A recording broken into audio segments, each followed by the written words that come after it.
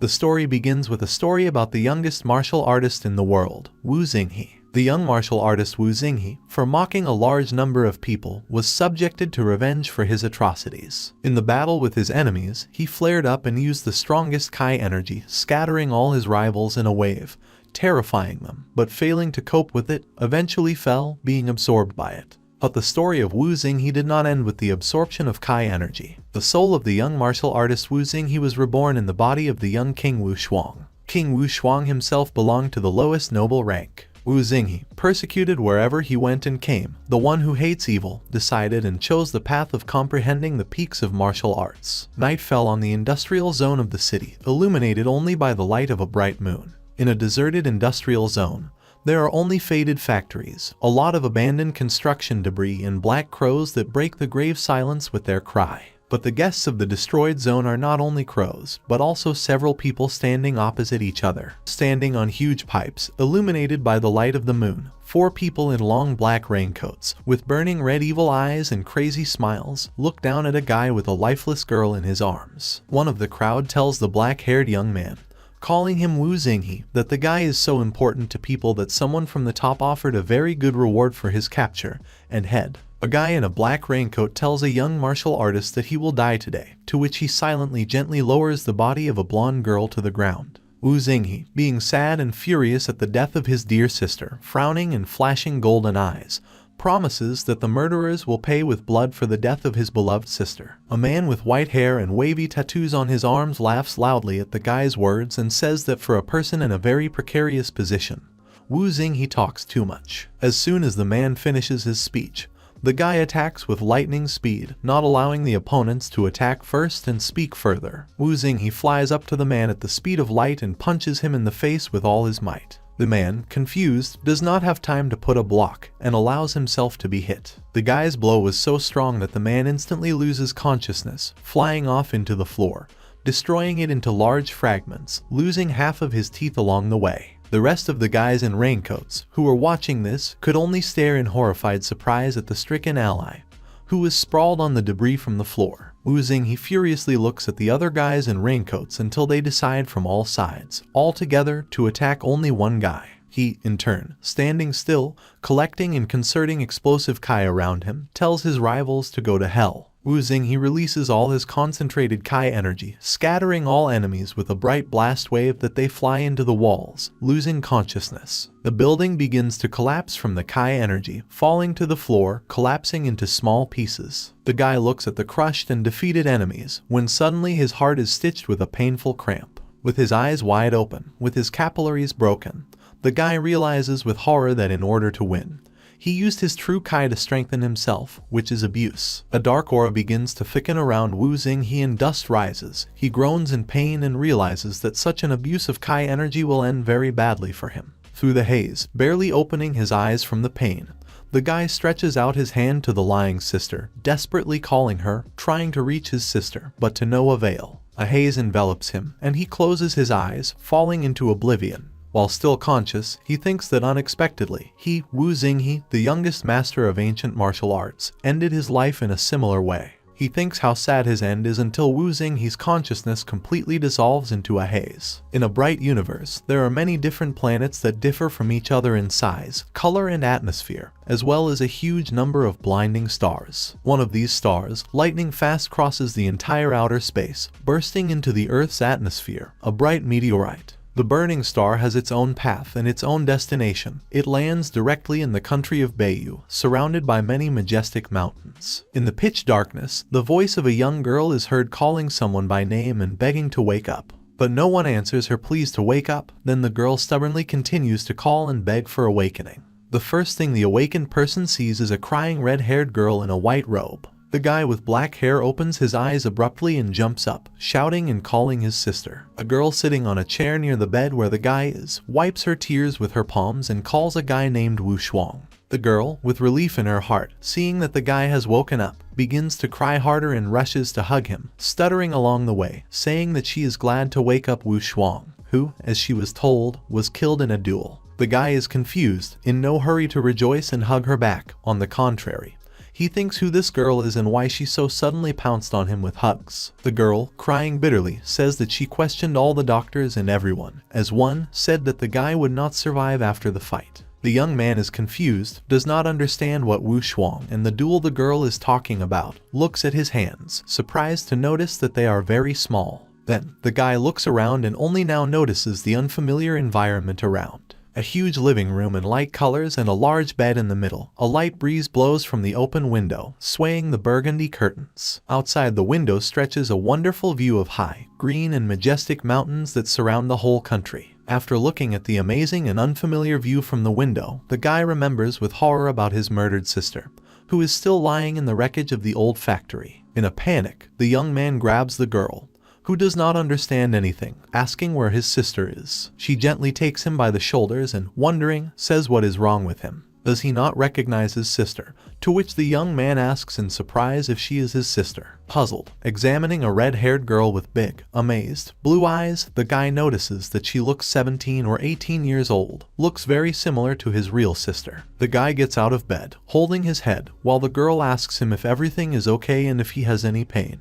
The young man argues that if he was absorbed by Kai energy, he should be dead now. He notices a mirror standing next to the bed, runs up to it, puzzled, and looks at his reflection in it, seeing a completely different person. Looking at himself in the mirror, he realizes that he has become a black-haired boy, with big blue eyes like the girl next to him, and strange triangular marks under his left eye. When suddenly the bandaged head is pierced by a strong pain that the guy grabs it, grunting and absolutely not understanding what is happening to him at all. Suddenly, memories of this life come to him. Kai Wu Shuang, a child from an impoverished aristocratic family from Donglan King City. He lives with his father and his only sister. Also, Wu Shuang is studying at the Wudong Academy. Due to the interests and rumors swirling around the entire nobility, Wu Shuang Academy was often bullied by noble children from more noble families. There are memories of past times when Wu Shuang was bullied by noble children, saying that he was unworthy to study at their academy, laughing at the fact that the young man could not even stand up for himself, pushing him to accept a challenge to a duel from a certain Zion Jiang. In Wu Shuang's memories, children dressed in white clothes, wearing the same haughtily smiling mask on their faces, called names and laughed in the face of the young man, to which he only clenched his fists until they squeaked. Further memories, like these same children, kick Wu Shuang with their feet, telling him to die and giggling viciously. The young man thinks that, apparently, that Zion Jiang is a real scumbag. Also, he reflects that his soul could have migrated into the body of this child King Wu Shuang.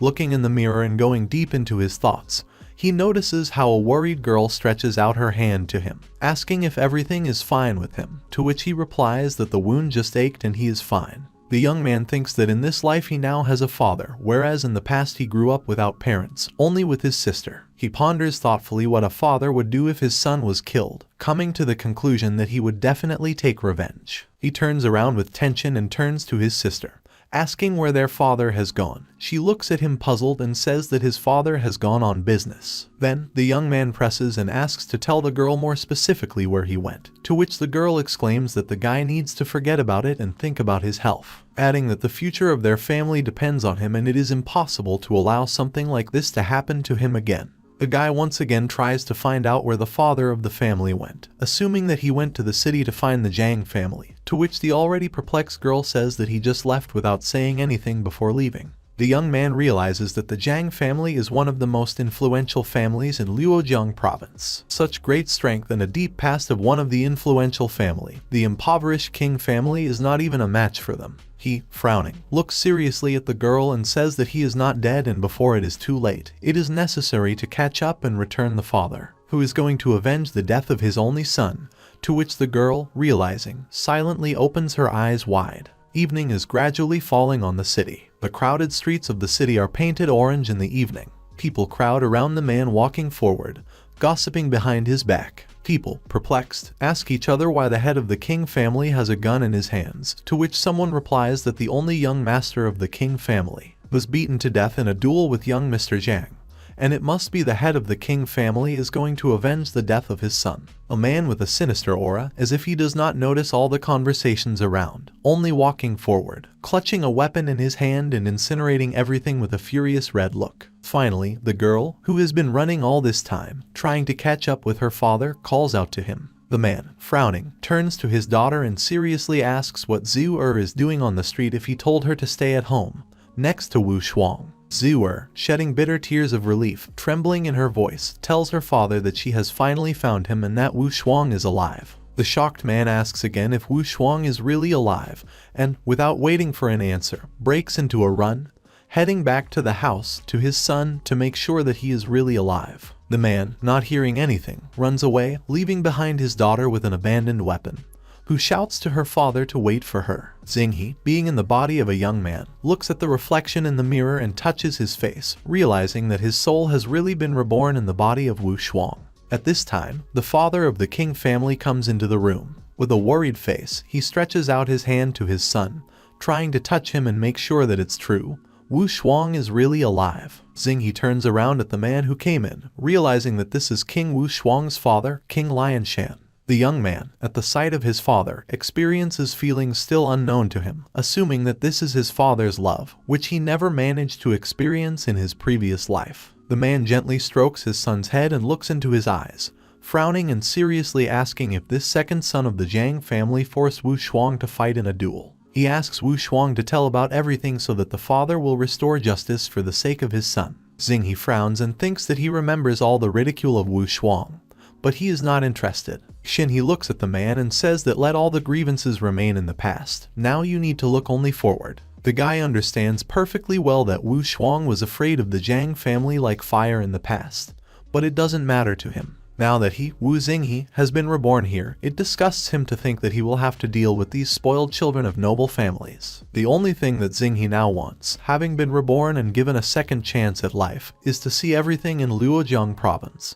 and even in the Beiyu kingdom. Lianshan looks at his son in surprise, repeating his words about looking ahead, thinking that such a loner and a daredevil like Wu Shuang had to suffer at the hands of Xianjiang, and it would not be surprising if he wanted to take revenge on the offender himself. But he is surprised and stupefied by the fact that his son is so calm and does not express a bit of hostility towards Xianjiang. Xinghe looks at his now other small hands and tells his father that looking ahead, it will still be difficult to forget all the hatred of the King family towards the Jiang family. He continues that, however, by hatred alone, they will not be able to help the family get out of poverty. Inspired, Lianshan grabs his son by the shoulders and says that he is absolutely right, and we need to move forward. So, from now on, Wu Shuang stops going to the academy and starting tomorrow, he himself will teach him ancient martial arts. Serious Lianshan says that the martial techniques inherited from their ancestors will help them reach heights in true martial arts. The head of the King family adds that their ancestors were powerful and rich, even though the King family is in decline now. This does not mean that they can let others destroy them so easily. Zhu also inserts her word, who just ran home and overheard the conversation between father and son, saying that it would be the right decision not to attend the academy anymore,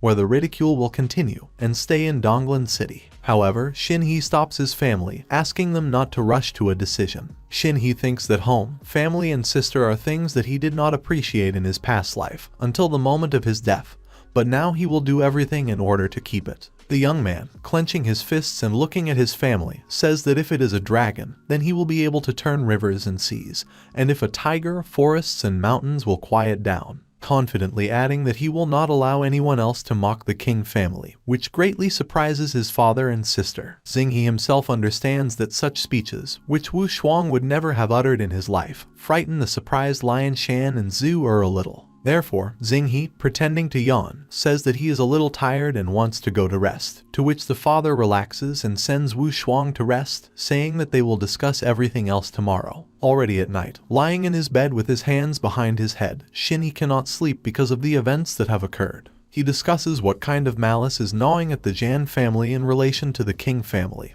and why there is such devastation in his family. Xinghe thinks that, for sure, one of the reasons is the interests regarding the War of Nations, the assessment of families that are held every 4 years. If King Wu Shuang dies, then the King family will be cut off, which will lead the King family to lose its place in the evaluation of families, respectively, a place among the nobility. Without this place, everything that belonged to the King family would be distributed among the rest of the families. But, despite the losses in the economy, the worst thing is the loss of social status. After all, in this world there is a wide gap between the nobility and ordinary people. Xinghe realizes that that duel between Wu Shuang and Xian Zhang is definitely part of a conspiracy between more noble families. The young man promises himself that he will definitely protect his family. At this time, the news of Wu Shuang's miraculous resurrection quickly spread through the city, reaching the ears of the nobles and elders. A month later, Xinghe had fully recovered and started practicing ancient martial arts at the King family's training ground. He, with enthusiasm, thinks that he will finally be able to train. In his previous life, Xinghe was called a combat madman, and he got this nickname for a reason. Before, he could not spend a day without training. On an unusually sunny day in the city, he begins training and assessing the state of Wu Shuang's strength and body, praising that it is strong enough, and the basic skills are quite solid. Noticing that the only drawback is that Wu Shuang has never practiced powerful techniques. But Xinghe has practiced first-class techniques enough in his past life, so it won't be difficult to make up for it. He confidently clenches his fists, smiling and saying that he will make amends for all his regrets from this and past life. While he is training, a breathless Zhu comes running to the parade ground, anxiously calling Wu Shuang. She quickly approaches the young man and says that, at the request of his father, he needs to come to the pavilion, where Ding Jinbui from the Wudong Academy is waiting for him. The young man arches an eyebrow and thoughtfully brings his hand to his face, cupping his chin, asking why he came. The girl replies that after everything that happened at the academy, he came to offer his eradication condolences to the King family. Then Xinghe realizes that Jinbui, that old fox, definitely did not come to express his sincere condolences. He remembers that when King Wu Shuang was fighting Xian Zhang, Jinbui was there. This scoundrel only watched everything from the side and admired what was happening, thereby taking the side of Xian Zhang. He watched as Wu Shuang was treated badly, and then with a sneaky grin announced the death of the young man to his relatives, who came running in horror after hearing about the duel, offering their condolences. Emerging from deep memories and reflections, a dissatisfied Xinghe frowns, turning to Zhu tells her that it's time to meet their guests. Walking towards the pavilion with a confident step, together with a puzzled sister, the young man tells himself that King Wu Shuang, from now on, will begin to restore the good name of the King family. Entering the pavilion where 3 black figures are standing, even despite the sunny day, Jinbui asks with feigned interest about Wu Shuang's well-being. The pavilion of the King family is consecrated by the sun rays and ennobled with wooden seats and tables for the arriving guests. When Xinghe and Zhu enter the pavilion, they are already sitting there. The lobbyist, Gu Shen, a gray-haired, stout middle-aged man with a dissatisfied face and a long goatee. A notable person, Zhu Sihai, a middle-aged man with long brown hair pulled into a hairstyle. Jinbui, Dean of Wudong Academy, with a long braid on his shoulder, shiny red eyes hidden behind round glasses. Noticing a young man and a girl who entered the pavilion of the King family, Jinbui, sneering meanly, asks Xinghe about his well-being and how his wounds have healed. An angry Xinghe looks at the dean and indignantly thinks that this old scoundrel dares to call himself a good person. The young man recalls that when he treated Wu Shuang badly right in front of Jinbui, he did not even move to do something and stop the duel, only grinned nastily when, desperate, the guy turned his gaze to the teacher without even receiving sympathy in response. Xinghe glares at Jinbui, wondering with interest why he showed up at their house. The guy spreads his hands and answers the teacher, thanking him for his concern and concern that his wounds have fully recovered, also noting that such a rapid recovery will discourage many who hoped for his sudden death from the duel. Starting to get a little angry from the calmness of the young man, Jinbui notices that Wu Shuang behaves quite differently. He suggests that the home environment allows Wu Shuang to feel much more confident to go against an adult. Then, the gloomy head of the King family bursts into the conversation between the student and the teacher, asking the purpose of the visit, such honorable gentlemen, because they could not come here just for the sake of talking about his son. Lobbyist Gu Shen enters the conversation, smiling nastily and folding his hands, looking and addressing the head of the King family, saying that the purpose of his arrival at the King house is to give one piece of advice. The lobbyist, grinning slyly, asks the head of the King family if he is aware that the assessment of families is carried out every 4 years and about the situation of his family, to which, frowning, Lion Shan asks what he is driving at. Still grinning nastily, Gu Sheng says that the head of the King family should understand perfectly well what will happen to his family if she loses her place in the family assessment and what will happen to her in the future without a status place. Gu Shen throws up his hands and says that he knows how to get out of such a sensitive situation. but does not say right away, referring that the head of king will not want to hear it. Then, Xinghe responds to the lobbyist, drawing the attention of all observers to himself, that they would be happy to listen to Gu Shen, and, if the idea is really good, even generously thanked him. Lobbyist Gu Sheng steps back a little and holds out his hand, pointing to a man sitting in a wooden chair holding a cup of tea. He, pointing to a stately, richly dressed man, introduces him as Mr. Zhu Zihai, the younger brother of the noble and wealthy Zhu family. Speaking for Zhu Zihai, Gu Sheng continues his speech that the junior lord of the Zhu family can give them one promise if the king family wants to give up their place among the nobility after 4 years at the family assessment, in which case, the Zhu family guarantees the safety of the king family. Angered by the words, the head of the king frowns, asking if he understands correctly that Gu Shen is hinting at the king family's loss. Smiling, Gu Shen replies that the head of king himself understands what a precarious situation his family is in right now. The lobbyist cites the example of the Niu family, which owns a herb shop in Donglan City, and the fact that such a powerful family with many useful connections, the king family with such competitors, will definitely not be able to keep their place. Then, the head of the king family, starting to lose his temper, says that everything is run by the sacred Zhenwu land, and the responsible persons are appointed by the emperor himself, so the presence of connections does not matter at all. Gu Sheng chuckles and says that Lion Shan really thinks that the great and powerful emperor has nothing to do to such an extent that he will bother with such a small province. Besides, the strongest survives in this world, so no one cares what methods you use to achieve your goals. Arriving in a rage, Lion Shan shouts at Gu Shen that they came in order to interfere and block the king family, to which, without hiding their vile intentions, the lobbyist replies that in any case, they will leave their place in the assessment of families and among the nobility, and they will follow this closely. Adding, Gu Shen notes if the king family can hold out for all 4 years at all and does not fall earlier under the oppression of other more noble families. The head of king's face turns black from the rage he feels, and he says that the king bloodline has experienced a decline over the years,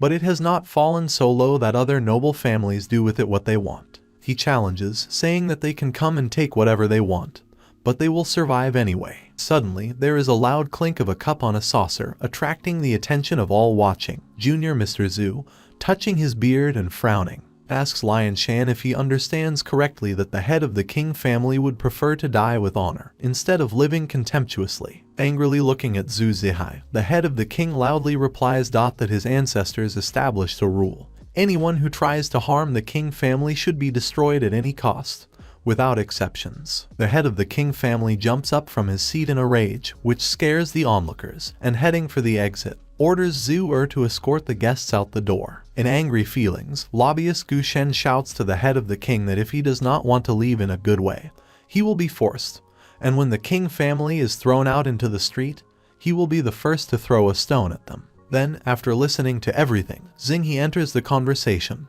grinning and saying that if Gu Shen came here to demonstrate his diplomatic abilities and strength, but they look more like a dog barking at people. Enraged by the insolent boy who dared to call Gu Shen a dog, he points his finger at the young man, saying that like father, like son, and that they will regret their decisions and words. The disgruntled junior Mr. Zhu, getting up from his chair, says that since the head of king insists on his own, then he has nothing more to say to him, about to leave the king house. Leaving, Jin Bui appeals to Wu Shuang that since his wounds have healed, he should return to study at the academy, adding that there is no one among the noble children who would not like to study at the Wudong Academy. Xinghe confidently replies to the dean that he will return to the academy and thanks him for reminding him about it, to which Jin Bui, grinning maliciously and flashing red eyes, says that he approves of the guy's infusion and instructs to be focused on studying so that it does not happen at the academy. Looking after the guests, Xinghe tells them to be careful after them. A lot can happen on a long road, but he will not accompany them. Left without extra ears and eyes, the worried head of king asks his son if he is really going to go back to the academy,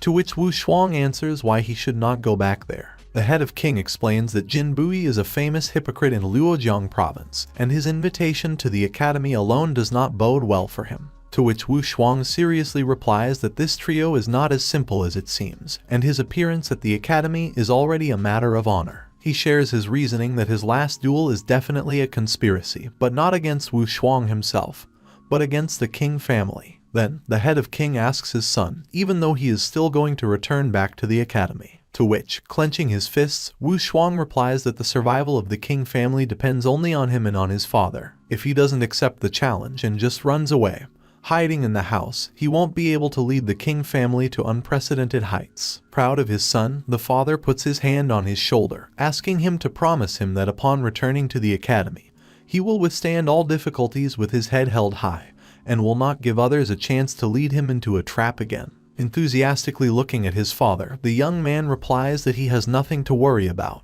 After that incident, he understands perfectly well what he should do and what not to do. The head of the king instructs his son to go only forward and do whatever he sees fit. He will fully support him. Wu Shuang folds his hands in front of his face and thanks his father for his trust and support. After the decision was made to return to Wudong Academy, Wu Shuang was in no hurry to return to Liujiang province, and instead he decided to extend his training for another month. Wu Shuang, sitting on a huge stump in a picturesque sunny forest, is concentrating on training his inner strength. Wu Shuang thinks that in his past life martial arts required courage, so in this one he will choose King Kong Fist as his main attack technique. In this world, there is one rule of cultivation that is very different from those in his past world. Back then, there were no qualification boundaries for indoor and outdoor cultivation. In the same world, only the external force trains in order to reach those boundaries and heights that the body only allows. From outer to inner strength, one can create strength within and enter the stage of cultivating inner strength. In this world, the external stages are called the stage of the power of might. After passing through the external stages, then you enter the stages of true power. In comparison, Wu Shuang is now at the first level of martial arts, whereas his father is at the first level of true might. In his previous life, Xinghe had fully comprehended both cultivations, and was absolutely invulnerable. Reflecting on this, the young man thinks that, depending on these stages, in a previous life he would have been a master of true power of the 9th or higher level. Wu Shuang thinks, if only he could use all the experience from his past life in this one.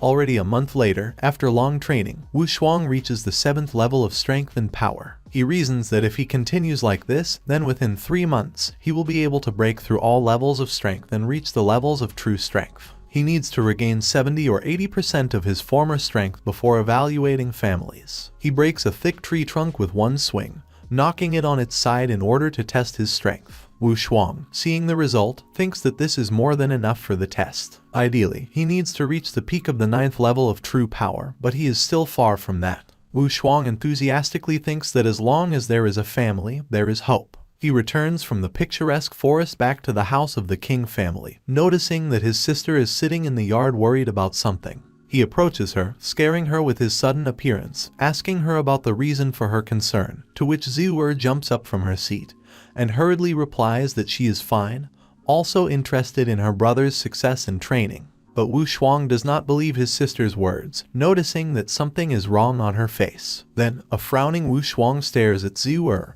and tells her that if she considers him a brother, then let him not hide anything and explain what is the matter. Discouraged, Ziwer looks at the young man in surprise, amazed at his impudence. But eventually, he gives up and sits down heavily on a stone chair in the garden of the King family's house. She puts her hand to her sad face and tells her brother what she was hiding. That bean came from the farmland's estate yesterday, and told her something about which they talked for an hour. And this morning the news passed through the province that his body was found at the entrance doors in the morning. Puzzled Wu Shuang, even his face changes, asking how this could have happened, to which, dropping bitter tears, the girl says that the demon who has been tormenting her for 6 years is to blame for everything. The discouraged young man looks at his sister in shock, asking what she means, to which she replies, when she was 12, this demon said that he liked her. Ziwer boasted that he would take her away in 10 years. This demon scared the head of the King family by not allowing Ziwer to marry another. Otherwise he would return to Donglan City in 10 years and destroy the entire King family. The girl, trembling, clasps her hands and says that her father did not specifically say anything about this demon curse to Wu Shuang,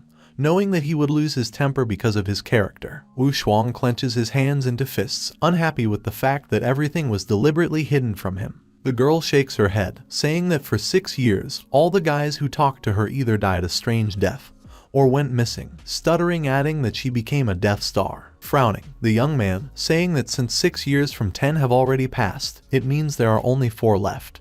To which Ziwer raises her eyes full of tears at him and says that she is not afraid of the demon. If Wu Shuang leads the King family forward, and does not disappoint her father and ancestors, then the girl is ready for any sacrifice. The young man confidently looks at his sister and says that she has nothing to worry about, because he will not even allow a demon to take his dear sister, and punishes her to live all these 4 years in peace. Zhu looks at her brother with relief and thanks him, dropping tears of relief on her light skirt. Wu Shuang promises himself that he will definitely protect his sister from adversity, as he could not protect her in his previous life. The large and majestic building of the Wudong Academy sparkles in the rays of the sun. Wu Shuang approaches the gates of the academy and, gathering his courage, full of confidence, passes by a huge and high gate, on which a wooden plaque is hanging, indicating that this is the Wudong Academy. The large courtyard is already full of onlookers who want to see Wu Shuang, who has returned from the other world. As soon as Wu Shuang appears in the field of view of the noble children, chatter begins how in general,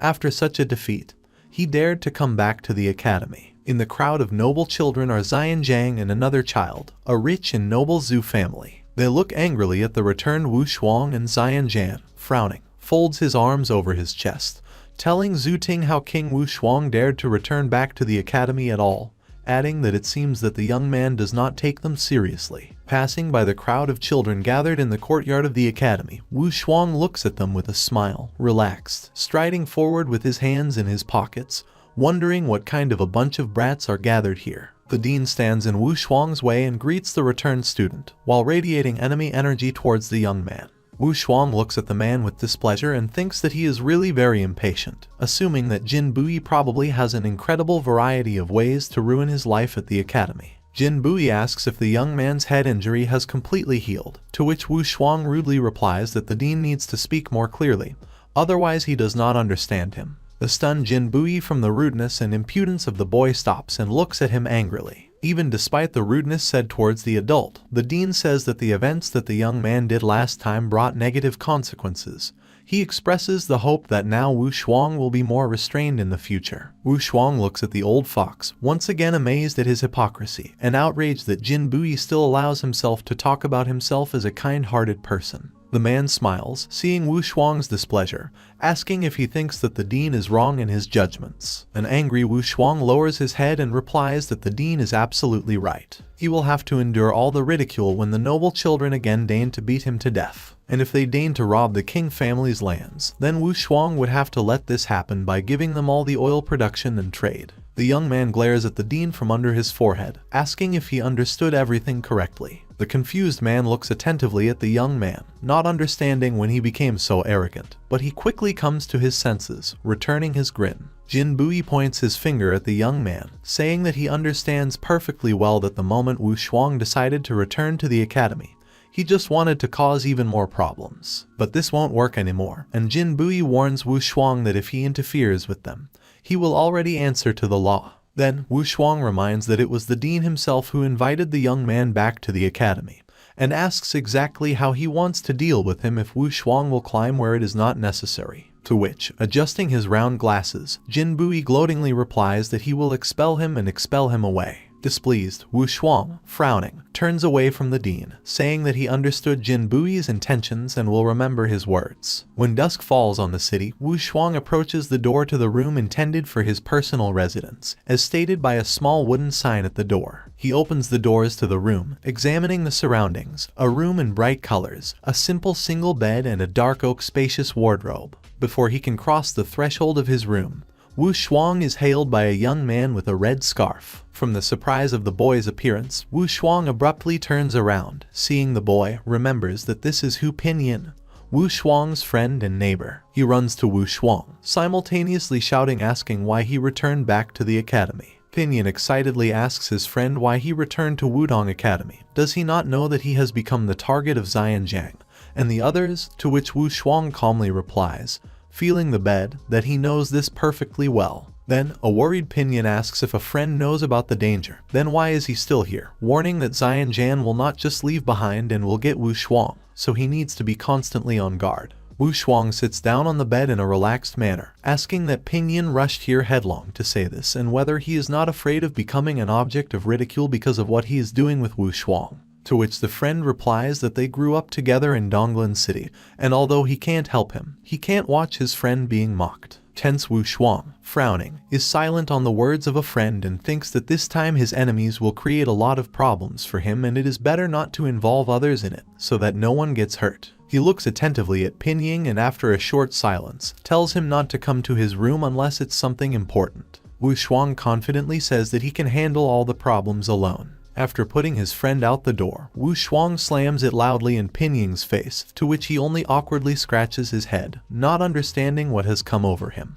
It was the dead of night in the city, illuminating everything with moonlight. Under the moon, on the roof of one of the houses for students, Wu Shuang is sitting in the lotus position, training his strength. Suddenly, he is distracted by a rustle, and he is distracted from training, opening his eyes with interest. Wu Shuang sees two black silhouettes of young men trying to get into his room, and hears their conversation that they are discussing among themselves where to hide something in Wu Shuang's room. Along the way mentioning young Mr. Zhu, who promised to get DQ to one of the guys for a favor, while the guys hide the thing in the closet in Wu Shuang's room, telling each other to hurry before he comes. Wu Shuang himself descends from the roof, hiding behind the wall at the door to his room. When he hears the familiar name Zhu, he remembers that Zhu Ting is the youngest son of the head of the wealthy Zhu family, also known for his ridicule of the students of the Wudong Academy. After a while, the guys carefully leave Wu Shun's room, heading away, while Wu Shuang himself is watching them closely from behind the pillar. Wu Shuang reflects that the last time he saw Zhu Zihai at the king house,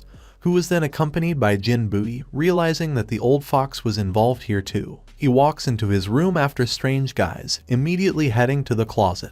Wu Shuang opens the cabinet doors, seeing the contents left by strangers, smiles maliciously. Examining the contents in the closet, Wu Shuang thinks that since Zhu Ting likes to play dirty, then so be it. Wu Shuang accepts the conditions. The silence of the dead of night is broken by a girl's scream, voicing that a thief has been started in the girls' living rooms. In the women's dormitory of the Wudong Academy, girlish exclamations are heard from all sides about the theft of girls' underwear. Everyone from the men's dorm comes running and starts waking up the others, shouting that the thief is wandering somewhere among the women's bedrooms and needs to be caught. They gather in a bunch, starting to discuss who could stoop to such a humiliating occupation. Among the crowd, there are smiling Zhu Ting and Zian Zhang, watching from the sidelines. Then, Zhu Ting enters into a heated discussion, asking one of the guys, Lai Fei, whether he saw the thief. He responds positively, saying that he was going to the toilet when he noticed someone's silhouette jumping on the walls. Grinning slyly, Zhu Ting asks if Lai Fei saw what the silhouette looked like. The one who mirrored Zhu Ting's grin replies that he did not see it because it was too dark.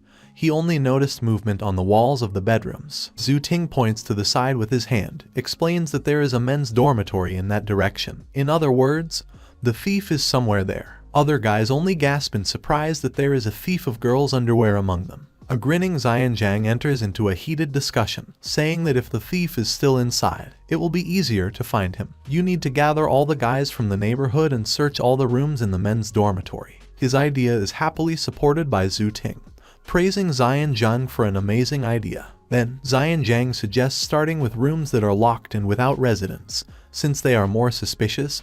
Zhu Ting also supports him. Zhu Ting shouts through the fence separating the women's dormitory from the men's that they are going to investigate and report any suspicious movement. But suddenly a girl with long purple hair appears from behind the wall, who falls on the tiles of the wall. The angry girl tells the assembled guys that there is no need to wait any longer. She wants to personally go there and check everything. This girl is Yun Qingyan, the daughter of one of the three great families. She gracefully descends from the wall in one leap, while Zhu Ting asks her if any of her belongings were stolen from Ms. Yun, to which the girl menacingly orders Zhu Ting not to approach her and to start an investigation immediately. The girl goes ahead of everyone else, thinking that the one who stole her underwear will not live. They begin to go around all the rooms of the men's dormitory, approaching the nearest one. Yun Qingyan stops at the door to the room and opens the door with his foot, scaring everyone who was watching, and the guy who was inside the room. He is half asleep, frightened by such a sudden appearance of guests, jumps out of bed while Yun Qingyan and Zian Zhang inspect the room,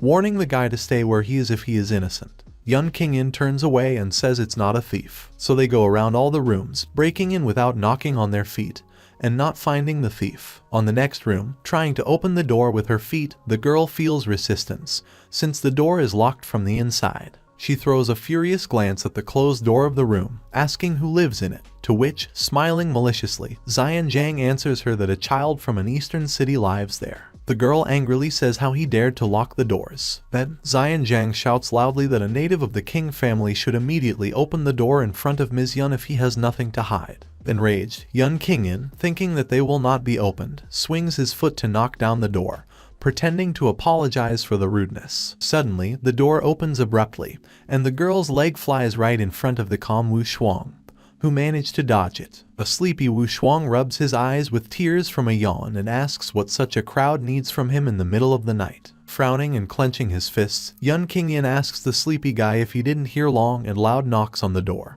to which Wu Shuang, yawning once again, replies that he was fast asleep and why are they even breaking into him at such a late hour. Muttering discontentedly, Wu Shuang complains that if they hadn't come and started breaking into his room in the middle of the night, he would have married a beauty in a dream. An agitated Xian Zhang starts shouting at Wu Shuang to stop pretending to be an idiot, saying that a robbery took place in the women's bedrooms and someone from the men's dormitory is to blame. So if Wu Shuang has nothing to hide, he should join their investigation and let his room be searched. Confused, Wu Shuang calmly stands next to the door of his room, crossing his arms over his chest, asking the crowd why on earth he should let someone into his room to rummage through his things. Screaming loudly, Xian Zhang pokes his finger at Wu Shuang and shouts for him to immediately give them passage.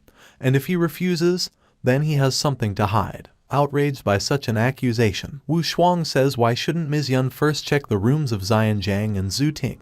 Perhaps it is they who are hiding something. Adding, Wu Shuang notes that it is possible to check his room, but where is the guarantee that none of them targeted him to discredit Wu Shuang's honest name? So, Wu Shuang demands to start checking all the rooms, and then he will provide his room for inspection. Yun Qingyan looks at the young man, saying that he talks too much and that they have already checked a lot of rooms before him. So which rooms does he want to see? Wu Shuang confidently replies that this does not make sense, since their owners can simply refuse to inspect their room. A frowning Zhu Ting asks Wu Shuang who he is trying to drag into all this, to which, grinning, Wu Shuang replies, why don't Zhu Ting set an example and let him look around his room? Zhu Ting, putting his hand on his heart, says if Ms. Yun demands to check his room, he will not object. Other boys follow his example, shouting that Yun Qingyan can check their rooms without obstacles. Frowning with displeasure, Yun Qingyan looks at Wu Shuang saying that he heard everything, so he'd better get out of the way and let his room be examined. Annoyed, Wu Shuang replies that she can inspect his room,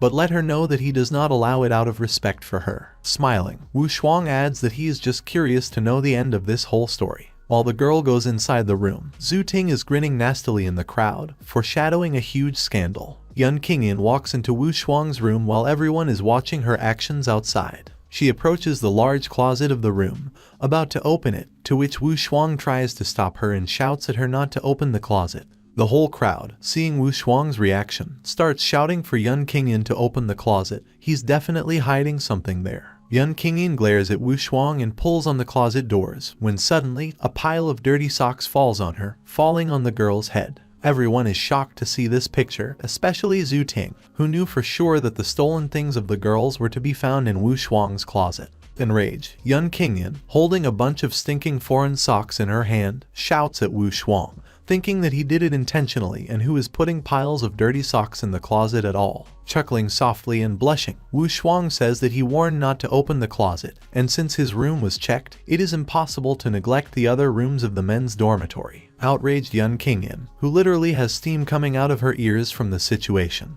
quickly walks out of Wu Shuang's room, telling him to follow them, to which, with his hands in his pockets, smiling Wu Shuang obediently follows her. They stop at the door of a room with a wooden sign number 1. Yun Qingyan stands awkwardly and looks at the door, not daring to go in, because this room belongs to the power of the country of Luojiang, Dai Xiangyu. Having never found the courage to disturb such an important person, the crowd along with Yun Qingyan just pass by, stopping briefly at the door. Wu Shuang smiles and folding his arms on his chest, asks why Ms. Yun missed and did not check this room. Is it possible that Yun Qingyan only checks those who are weaker than her, without getting a response from the confused girl? Wu Shuang then turns to Zhu and Zhang with the same question, to which Zion Jiang whispers that Wu Shuang is simply unworthy of such an honor. Laughing loudly at the faces, Wu Shuang walks past the room, loudly saying that a bunch of kids were just scared of such an important person in the country. Although, in fact, young Mr. Dai Xiang does not even live in the academy. Wu Shuang approaches someone's room, asking whose it is and noticing that he feels some kind of fragrance,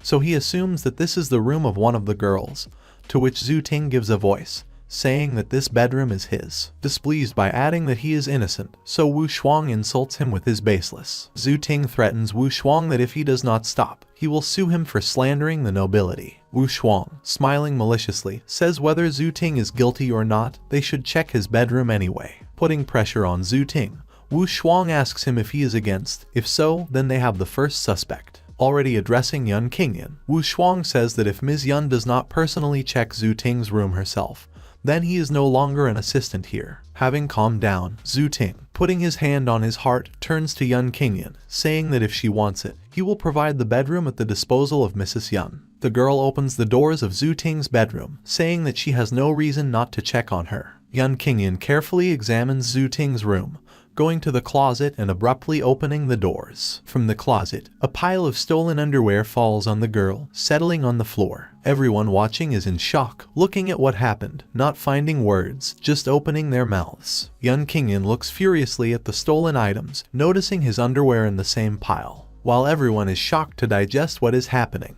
Wu Shuang laughs and calls Zhu Ting an animal, wishing to himself to enjoy his torment of Zhu Ting. Yun Qingyan, in a rage, breathing fire, approaches Zhu Ting, shouting his name, intending to hit him for stealing underwear, to which he, not understanding how this could happen, tries to justify himself, but does not have time, screaming in pain. The news that Zhu Ting was stealing the underwear of the girls from the Wudong Academy quickly spread throughout the country. Even the leadership of the academy was shocked by such news. They had to calm the girls down, as well as restore the honest name of the Wudong Academy, and Zhu Ting himself. Everywhere Zhu Ting went, he was called a scoundrel and a pervert, recoiling from him as from fire. The dean assured Zhu Ting that this was a terrible conspiracy against the Zhu family, to which Zhu Ting replied that for now they needed to be quiet and not attract too much attention. After a while, Jin Bui gathered all the students to announce that after their investigation of the incident, they found out that Zhu Ting was practicing martial arts with other students at the same time as the incident occurred,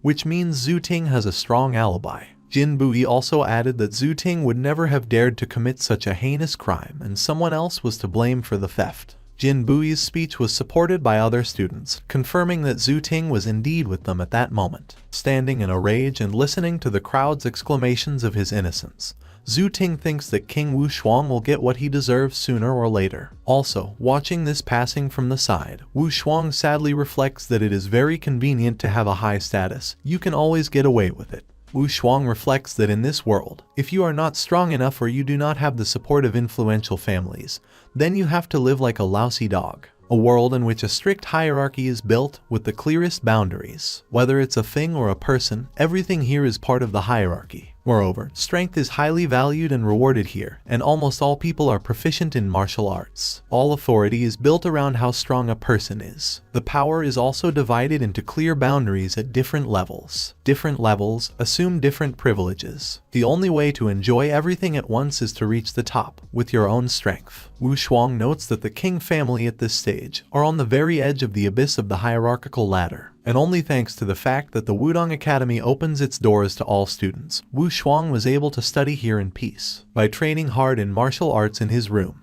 Wu Shuang finally reaches the 9th level of Strength of Might. Realizing this fact, Wu Shuang opens his eyes in surprise and rejoices that he managed to reach the 9th level, feeling much stronger. He understands that now he will be able to use his special techniques from his past life. Wu Shuang reviews all the books with techniques that have been preserved in his head, choosing the right technique. He remembers the easiest technique of all, the secret yin technique, but decides that it is better to practice something more aggressive. He goes on to list all the memorized books of techniques: mind cleansing technique for cleansing the mind and body, Taoist classics True Kung Fu of the Zero Phase, the Book of Ancient Kung Fu of the North for absorbing the inner energy of other people. He notices among the pile of different books, the book The Technique of True Baking, remembering that in his past life he practiced it a lot. Wu Shuang decides to focus on the true hell technique, which is what he is most familiar with. Starting studying the technique, flames gather around the young man and his whole body is covered with unimaginable flame power. Sitting on the bed with the collected flame in his fist, Wu Shuang reasons that if he manages to reach the second level of the true hell technique, he will be able to deal with any martial artist of the second level of true power. The training is interrupted by a sudden knock on Wu Shuang's bedroom door and shouts of his name from outside, such that the young man loses all concentration and the flame disappears from his fist. Wu Shuang opens the door and sees an excited boy with a bandage on his head, who, without wasting time, immediately tells that trouble has happened, and Zion Zhang and the others grab Pinyin, to which Wu Shuang looks at the guy in confusion. He remembers that this young man is Fan Xiao Zhang, Hu Pingyin's cousin. Enraged Wu Shuang angrily looks ahead, realizing that Zion Zhang dared to involve completely innocent people in their showdown. Wu Shuang recalls the moment of their last duel with Zion Zhang, when he was beaten to death and miraculously recovered, deciding that today he would settle all accounts with the scoundrel Zion Zhang. Wu Shuang quickly leaves the room, asking where the hyena gang took Pinyin, to which Xiao Zhang stammers that his cousin was taken to the hill in the bamboo forests. In the bamboo forest located on the hill, a crowd of young men from the Wutong Academy, led by Zion Zhang and Zhu Ting, gathered. They look at Pinyin hanging upside down from a bamboo tree and discuss whether Wu Shuang will come to the aid of his friend. Someone in the crowd says that Wu Shuang doesn't have the courage because he was beaten very cruelly last time. Zion Zhang grabs Pinyin by the hair, viciously telling him not to take offense at them, but to blame his dear friend Wu Shuang for everything, because he only cares about himself. Pinyin, all bruised, in anger, calls everyone watching bastards. That Zion Zhang swings his fist in Pinyin's face, intending to hit and find out how strong the young man is. But suddenly a menacing voice is heard ordering Zion Zhang to stop.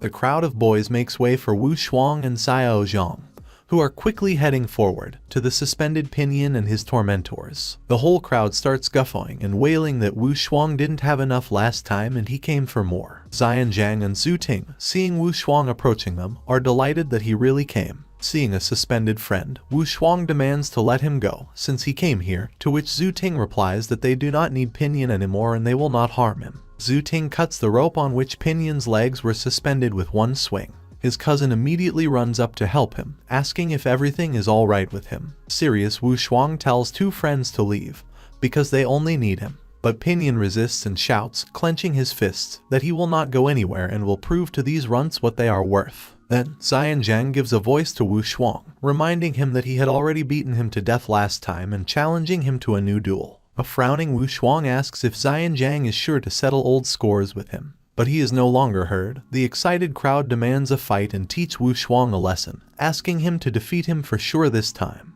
Grinning maliciously, Zion Zhang thinks that he has been waiting for this moment for months to avenge Zhu Ting and now he has a chance to do it, as well as try out new techniques on the wheezy Wu Shuang. Zion Zhang turns to Zhu Ting, asking him to become a judge in his duel with Wu Shuang, to which Zhu Ting replies that since they will fight based on their old grievances, so this time he will be their judge. Folding his arms across his chest, Wu Shuang tells Zhu Ting that it's quite funny to be a judge for his own servant, to which Zhu Ting angrily snorts at him, thinking that this time Wu Shuang will definitely not live. There was a commotion at the academy because of the fight. All the students go and discuss that King Wu Shuang and Zion Zhan had a duel in the bamboo forest. The guy with white hair and white robes also hears this. The rivals stand opposite each other while Zhu Ting stands between them, who waves his hand, indicating the beginning of the fight. The whole crowd cheers and asks to defeat Wu Shuang.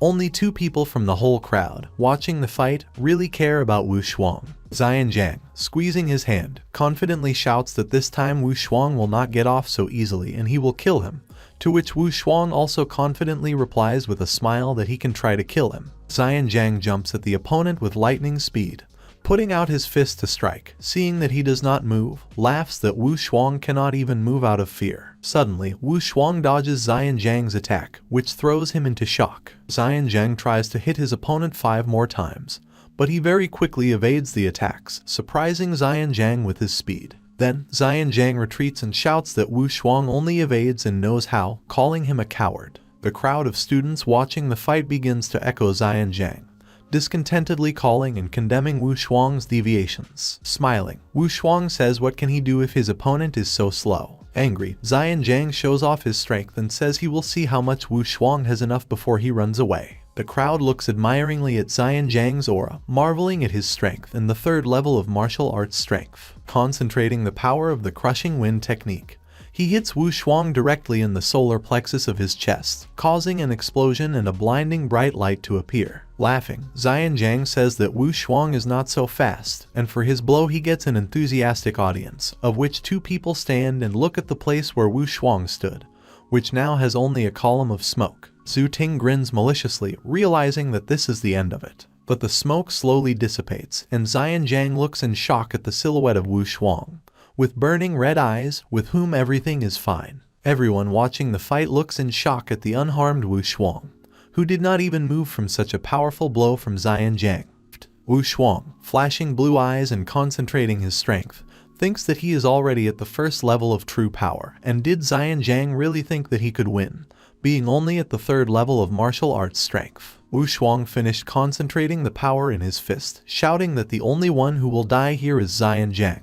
Wu Shuang hits his opponent in the face with all his strength, causing him to fly off into a large stone, destroying it with his body, and settling on the stone fragments. The discouraged crowd silently stares at Jiang, defeated by one blow, with wide eyes. A joyful Pinyin and Xiao Zhang run up to Wu Shuang, who look at him admiringly, asking what kind of technique he used, and Wu Shuang promises the guys that he will definitely teach them this technique. Standing at a distance, Zhu Ting looks at Wu Shuang with horror, not understanding how he could grow up so quickly in just a couple of months. Delighted with the victory over Jiang, Wu Shuang turns to Zhu Ting, with a smile, thanking him for being the judge in their fight. Enraged, Zhu Ting orders the crowd to report everything to Ding and the government that King Wu Shuang killed a member of the Zhang clan in a one-on-one battle. The king house is full of gifts and people. The head of the king angrily shouts for everyone to get out of the house of the king family, throwing gifts on the street to the fleeing ones along the way. Zhu comes out of the room and sees an angry father, asking what is going on and who came. The angry head of king replies that the Niu family,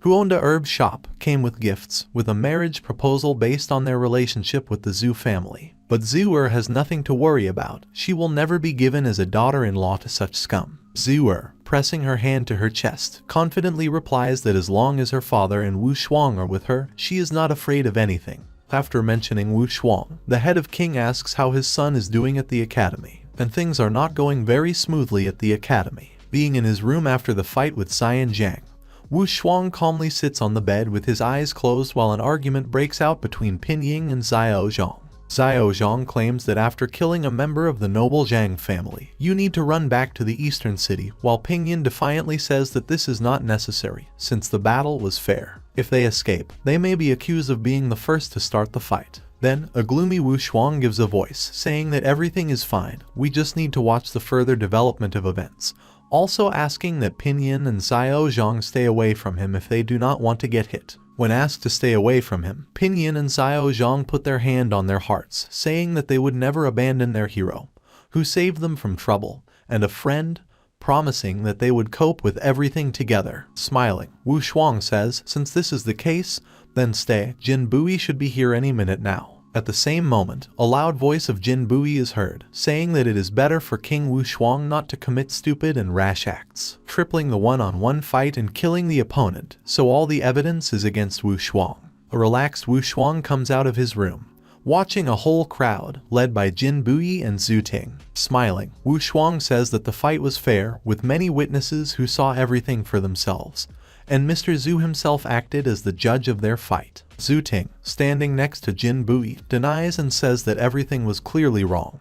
This is all Wu Shuang's revenge based on hatred for Jiang. And if the dean doesn't believe Zhu Ting, he can ask anyone from the crowd what really happened. A confident Zhu Ting looks at the crowd, thinking that no one would dare to go against the Zhu family. That's what happens. Everyone who watched the fight just waved it off, claiming that they didn't see anything. Jin Bui, feeling the victory, throws up his hands and says that no one can justify King Wu Shuang. Then, Pinyin and Xiao Zhang come out to prove Wu Shuang's innocence, saying they can confirm that Jiang and Wu Shuang's battle was fair. But Jin Bui rejects their words, arguing that they are from the same city and can cover for each other and their words mean nothing. Suddenly, the head of the Mao Zhang family and the eldest son of the Yao Zhang family burst into the courtyard, shouting where the murderer of their family member is and demanding to go out with him to fight in order to avenge the death of his younger brother. Radiating a destructive aura, the head of Zhang, whose face has turned black from rage, approaches Jin Bui, asking the dean why he still hasn't arrested his son's killer. Zhu Ting exclaims that all the evidence is on the face and Wu Shuang can be safely arrested. Grinning maliciously and flashing red eyes, Jin Bui, addressing Wu Shuang, says that no one will be able to prove his innocence, telling other students to capture the murderer. Laughing, Wu Shuang says that in this brainless crowd there was not a single student who dared to tell the truth, ever. Displeased with Wu Shuang's speeches, Jin Bui orders him to close his mouth and stop talking nonsense. Suddenly, a white-haired young man comes out of the gate, asking to wait for Wu Shuang's arrest. Everyone immediately recognizes with horror in the blonde young man, Daxi Yan. He does not waste time in vain. This contentedly turns to Zhu Ting, saying that this is how he performs his duties as a judge. Jin Bui immediately bows to a member of the Daxi family, asking what he wants to say, to which the gloomy Daxi Yang replies that he is a little worried that other countries have a great reason to laugh at their country, because there is not a single decent person in it. Daxi Yang confidently says that he will be a witness to Wu Shuang, saying that in fact, the fight between Wu Shuang and Xian Zhang was honest and Zhu Ting was there as a judge. Daxi Yan's words are just the evidence they need, and if someone wants to challenge them, then let them come forward and discuss it with him. In a panic, Jin Bui asks if Mr. Daxi really saw everything with his own eyes, but he is interrupted by the head of the Zhang family, saying that Wu Shuang is responsible for his son's death, so let justice overtake him. Daxi Yan turns to the men, menacingly asking when someone from the Dax family didn't keep his word. Seizing on the hope that appeared, Pinyin says that young Mr. Dax himself confirmed that the battle was fair. Xiao Zhang echoes him, asking what will happen to those who forged evidence and framed Wu Shuang. An exasperated Jin Bui points his finger at the young men, saying that this case will be thoroughly investigated. However, King Wu Shuang often caused problems to other students, and even if it was a fair battle, Wu Shuang is still guilty of violating the harmony of Wudong Academy. Jin Bui was about to start his next shouting speech when he was interrupted by an angry Wu Shuang, who asked the dean if he just wanted to throw him out of the academy, to which Jin Bui replied that he had enough strength for that. Pretending to smile, Wu Shuang says that he no longer intends to stay at this academy. He only stayed here for a few months in order to wait for the right moment. The moment when the unfortunate idiot Xian Zhang comes to him for his death. The discouraged Jin Bui, unable to find words to answer, only viciously opens his mouth. But Wu Shuang already passes him on the way out of the academy, saying that he is not going to stay in this academy for a minute longer. He is followed by Pinyin and Xiao Zhang, agreeing and also leaving Wudong Academy. Then the enraged Jin Bui shouts to the boys that he will look forward to watching them take his martial arts exam for 3.5 years, to which, grinning, Wu Shuang replies that there must be a limit to Jin Bui's greed, because the sacred land of Zhenwu is clearly going to send its people to take the exam. After all, the esteemed dean of the Wudong Academy is just a servant of the aristocrats, unless Jin Bui can somehow influence the course and outcome of the exam, which gives him such a right. Jin Bui grits his teeth in rage, not knowing what to say to the arrogant boy. Then, the head of the Zhang family is furious, concerts the force around him and shouts to Wu Shuang that he killed his son and thinks he can just leave here, without answering for his death with his head, to which Wu Shuang replies that it was a fair fight. God himself decided who should live and who should die. Was Elder Zhang going to publicly kill Wu Shuang? Concentrating the power around himself, Wu Shuang reflects that Mao Zhang definitely has a true power of the second rank, which he is not able to defeat yet. But in any case, the head of the Zhang family will not be able to openly violate the laws of the country. While the discouraged adults stand and talk among themselves, Zhu Ting shouts after the departing Wu Shuang that he will see how much he can stand with his pride until she takes him to the grave. Without turning to the nobility, Wu Shuang says that everything that happened today was only due to negligence towards the King family. Wu Shuang, flashing blue eyes, says that the mountains will never meet, unlike them, and he will definitely return to Wudong Academy in 3 years. After saying the last words, Wu Shuang has finally disappeared behind the gates of Wudong Academy, heading back to his eastern city, in the company of loyal friends. The head of Zhang, flashing red eyes, promises that King Wu Shuang will definitely pay for the death of his son Xian Zhang.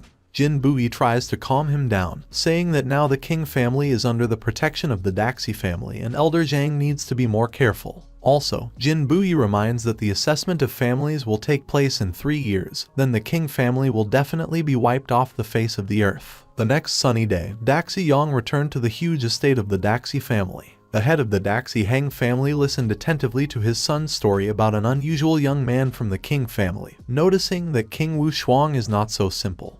Elder Daxi is interested in pronouncing the name of King Wu Shuang and learning that he is from the poor class. The head of the Daxi family notices that Wu Shuang waited long and carefully for the moment to strike back. Apparently, if the rest of the noble families try to rob King Wu Shuang's family, they will only find themselves in trouble. Perplexed, Daxi Yong asks her father why the families who tried to rob the King family are in trouble. Because that incident with Zion Zhang's death happened only because of disputes between martial arts students. He shares that he thinks it won't really change the situation as a whole. To which Daxi Heng, laughing and looking at him, replies to his son that if he had not appeared there as a witness, then of course everything would have been much easier. However, his appearance happened, so things changed dramatically. The head of the Daxi family explains that right now, the Zhu family is somewhat wary, due to the possibility that the King family may have some close ties with the Daxi family. To which Daxi Yong asks if they should prove to the Zhu family that they are not involved in the King family,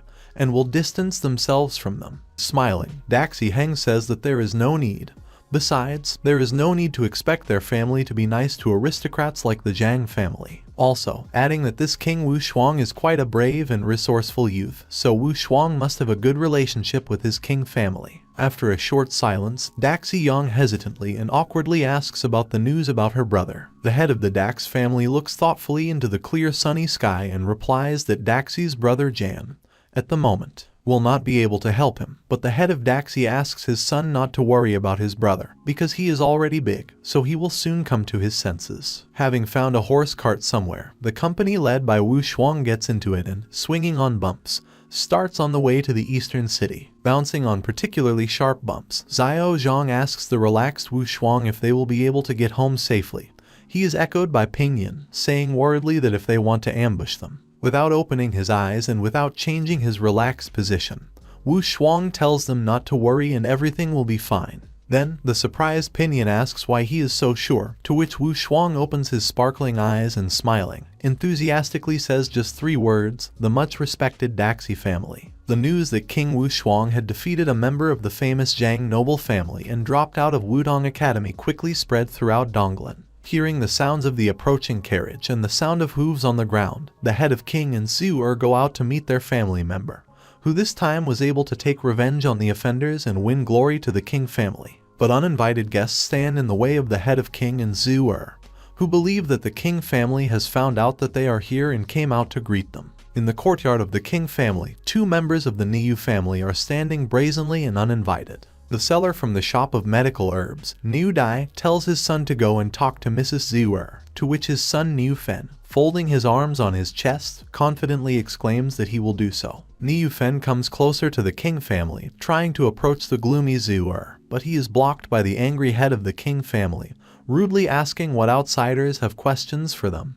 To which Niu Fen stupidly giggles, grinning nastily, putting 2 rabbit teeth on display. Niu Dai confidently says that there is nothing to worry about. Just a father and son came to the King family in order to make a marriage proposal, and also discuss with the head of King the possibility of cooperation. With unpleasant surprise, the head of King asks Niu Dai what kind of cooperation is in question.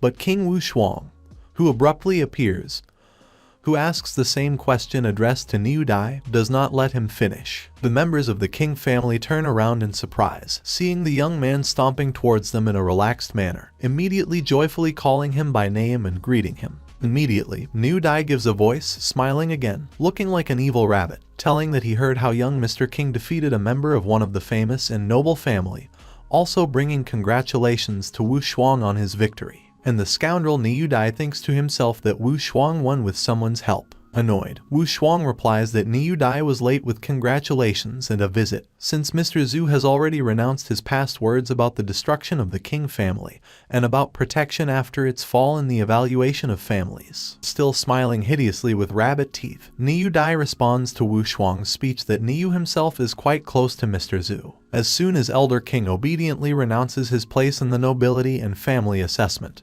and accepts the marriage proposal, the Niu family will take care of the safety of the King family. Then, tired of listening to New Dai's speeches, Wu Shuang rudely tells him to go back to where he came from, and they will wait for Mr. Zhu to use something against the King family. Amazed at such impudence of the youngster, New Dai hysterically turns to the head of the king, asking him why some green impudent youngster is now running the affairs of the family. Enraged by the situation, Lion Shan replies that the words spoken by Wu Shuang are his words, and drives away the uninvited guests. Suddenly, Niu Feng intervenes in the conversation, shouting illiterate and incoherently, shaking his fist that if Wu Shuang does not allow him to marry Zhu now, then it will be too late, and he will not accept the marriage proposal. Annoyed, Wu Shuang turns to the village fool, flashing blue eyes, says through his teeth that little Niu can marry the cows of the King family if he so pleases. The door of the King family's house slams shut loudly, leaving Niu Dai and Niu Fei with nothing on the street. Those viciously grinding their teeth, they say that the King family does not distinguish between good and bad, and will simply rot without the help of such a great family as Niu.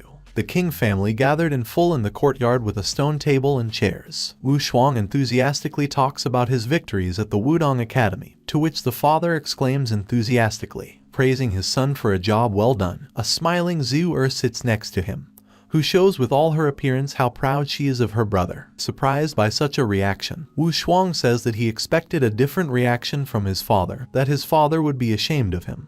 But the head of the King family, smiling happily, says that victory over a member of a famous and noble family is already worthy of respect.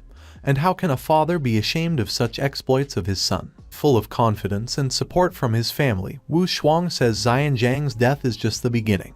It will only get tougher from now on. The father, hardly pronouncing the words, says that the rich will not just leave this incident, but is interrupted by coughing up blood, which greatly scares his children. The frightened Wu Shuang sees that his father has overtrained and his meridians are tangled, turning into a red ball of tangled threads. Wu Shuang thinks that his father's abilities are not so good, so if he hurries with training, he will die because of his inner energy, like Wu Shuang himself in his previous life. Clearing his throat, the head of the king tries to convince the children that everything is fine and he just choked on a bug that flew into his mouth. But they don't believe, and Zhu says that he coughed up blood and urgently needs to see a doctor. Wu Shuang interrupts her and says that he knows how to help his father. Everyone looks at him in surprise. Wu Shuang uses silver needles on his father to remove chaotic energy from his body since he has overtrained. The head of the king asks his son where he learned such techniques, to which he replies that he did not learn much at the academy, but he found a lot of useful books in the library. Wu Shuang takes the book out of the bag, explaining that he took it from the academy library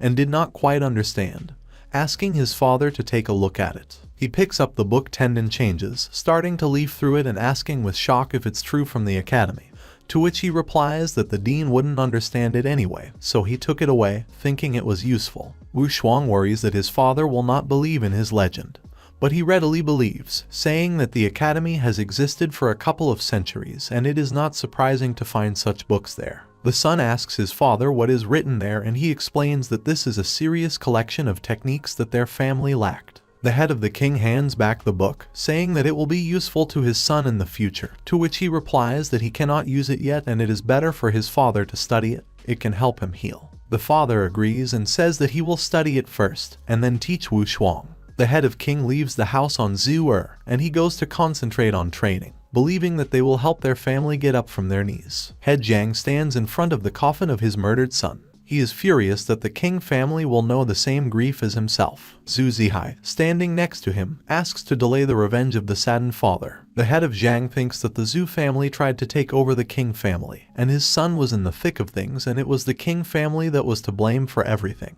The saddened father, clenching his fists, says that he understands everything and maybe he will allow the king family to exist for a little longer.